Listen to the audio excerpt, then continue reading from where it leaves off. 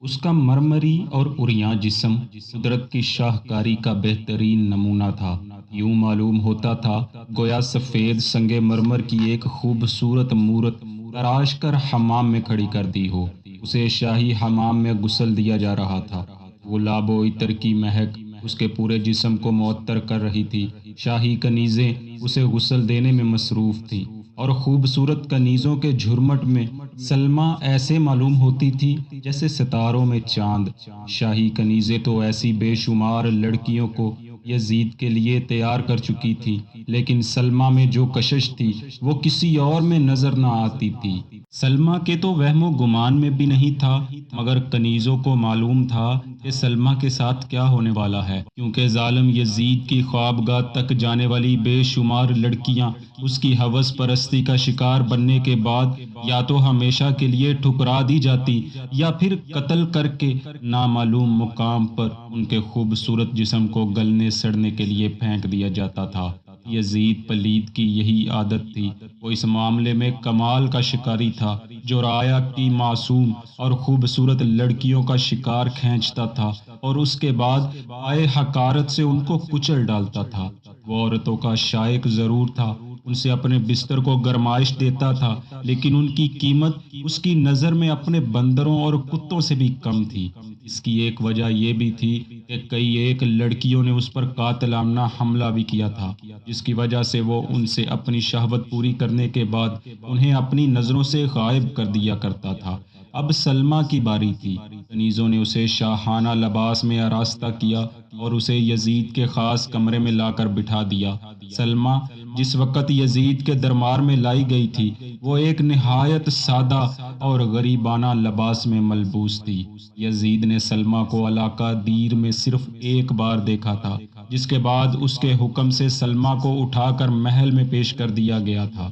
سلمیٰ کمرے میں اکیلی تھی۔ جب اسے یقین ہو گیا کہ اب اسے کوئی نہیں دیکھ رہا، تو اس نے دھڑکتے ہوئے دل کے ساتھ کمرے کے قالین کے ایک کونے کو الٹایا، جس کے نیچے وہ غسل پر جانے سے پہلے اپنا خنجر چھپا کر گئی تھی۔ وہ خنجر یزید کو قتل کرنے کے لیے تھا۔ سلمیٰ یزید کو اپنے باپ اور اپنے خاندان کے قتل کے انتقام کے طور پر قتل کرنا چاہتی تھی۔ گزشتہ زندگی کے تمام واقعات اس کی نگاہوں کے سامنے گردش کر رہے تھے کہ کس طرح یزید کے حکم پر اس کے والد اور خاندان کے افراد کو محبت اہل بیت کی وجہ سے چن چن کر قتل کر دیا گیا تھا۔ پھر اسے عبد الرحمن سے کیا گیا وہ وعدہ بھی یاد آیا کہ جب ان دونوں نے یہ عہد کیا تھا کہ تب تک ہم شادی نہیں کریں گے جب تک کہ یزید کا ناپاک جسم اس دنیا سے مٹا نہیں دیتے۔ اس عہد کی تکمیل کے لیے عبد الرحمن پہلے ہی یزید پر حملہ کر چکا تھا، لیکن بری طرح سے ناپاک ہوا اور گرفتار ہو گیا، مگر خوش قسمتی سے زندان سے فرار ہونے میں کامیاب ہو گیا۔ لیکن سلمیٰ کو عبد الرحمن کے زندہ ہونے کا یقین نہیں تھا، اس لیے سلمیٰ کو یزید پلید کے قتل کی ایک اور وجہ بھی مل گئی تھی۔ یہاں سلمیٰ کو ایک اور پریشانی لاحق تھی کہ اگر اسے یزید کو ہلاک کرنے کا موقع نہ مل سکا تو پھر کیا ہوگا؟ کیا وہ اس ظالم کو اپنے جسم پر قابو دے دے گی؟ نہیں، ہرگز ایسا نہیں ہوگا۔ پھر یہی خنجر میں اپنے دل میں اتار لوں گی، لیکن یزید کو خوش نہیں ہونے دوں گی۔ سلمیٰ ابھی انہی سوچوں میں تھی کہ یزید کمرے میں داخل ہوا۔ اس کی للچائی ہوئی نظریں سلمیٰ کے چہرے پر گڑی ہوئی تھی۔ سلمیٰ جس نے کہ عمر بھر کبھی شراب کے جام کو ہاتھ تک نہیں لگایا تھا، اب جام بھر بھر کے یزید کو پلائے جا رہی تھی۔ اس وقت وہ اپنے نسوانی تمام ہتھیاروں سے مسلح تھی۔ اس کے چہرے پر ایک خاص شوخی اور چمک تھی۔ اسے اپنا شکار اپنی قید میں نظر آ رہا تھا۔ یزید نے بے تابانہ اسے پکڑا اور اپنی طرف کھینچ کر اپنے پہلو میں بٹھا لیا۔ یزید مکمل طور پر شراب اور سلمیٰ کے حسن کے نشے میں مست ہو چکا تھا۔ سلمیٰ نے سوچا یہی موقع ہے کہ اس کا کام تمام کر دوں۔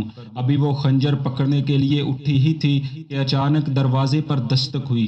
یزید کے تیور فوراً بگڑ گئے، کیونکہ اس موقع پر یزید کی خوابگاہ کا دروازہ کھٹکھٹانا اپنی موت کو آواز دینے کے مترادف تھا۔ یزید نے درشت لہجے میں پوچھا، کون ہے؟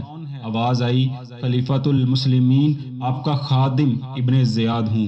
ابن زیاد تم یہاں اور اس وقت؟ ابن زیاد نے کہا سلطنت کے بارے ایک انتہائی اہم مشورہ کرنا ہے۔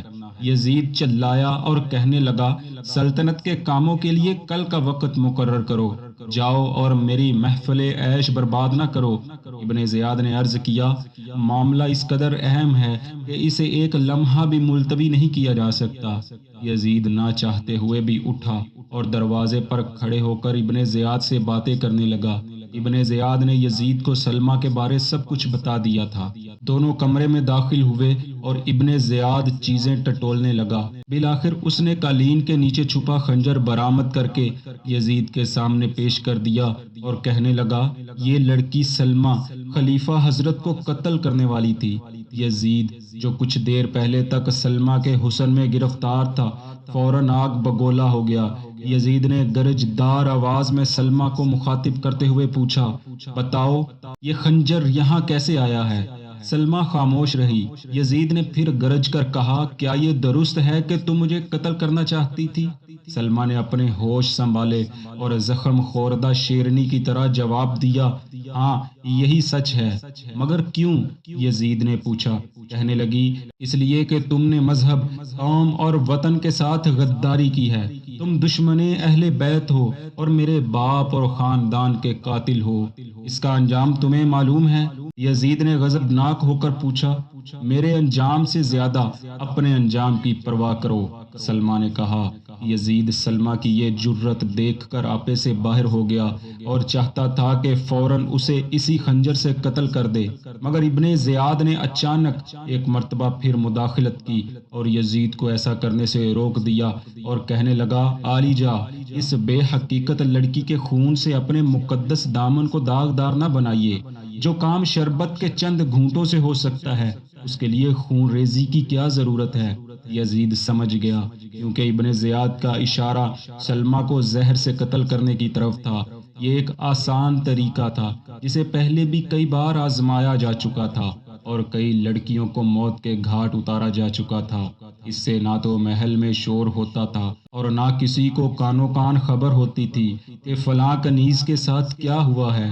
بہرحال سلمہ اپنی موت کی منتظر خاموش بیٹھی ہوئی تھی کہ اس کے سامنے زہر کا پیالہ پیش کیا گیا جسے سلمہ نے فوراً اٹھایا اور پی لیا۔ کچھ ہی لمحوں میں سلمہ کا خوبصورت جسم ان کے سامنے تڑپ تڑپ کر ٹھنڈا ہو گیا۔ یزید بظاہر اس حسن کی پیکر کو کیفر کردار تک پہنچا چکا تھا۔ اس نے ابن زیاد کو حکم دیا اب اس کی لاش کو بھی ٹھکانے لگاؤ اور دیکھو کسی کو خبر نہ ہونے پائے۔ ابن زیاد اس طرح کے شیطانی کاموں کو سر انجام دینے میں پہلے ہی نام رکھتا تھا۔ اس نے خفیہ طریقے سے سلمہ کی لاش کو اٹھایا اور لے کر محل سے نکل گیا، لیکن اس کی لاش کو کسی ویرانے میں پھینکنے کی بجائے اپنے محل سرا میں لے گیا، کیونکہ یہ ابن زیاد کی ایک چال تھی اور سلمہ مری نہیں بلکہ زندہ تھی اور بے ہوش تھی، اور جب اس نے آنکھیں کھولی تو خود کو ابن زیاد کے نرم و نازک پلنگ پر پایا۔ وہ ایک درندے سے بچ کر دوسرے کی جولی میں گر چکی تھی۔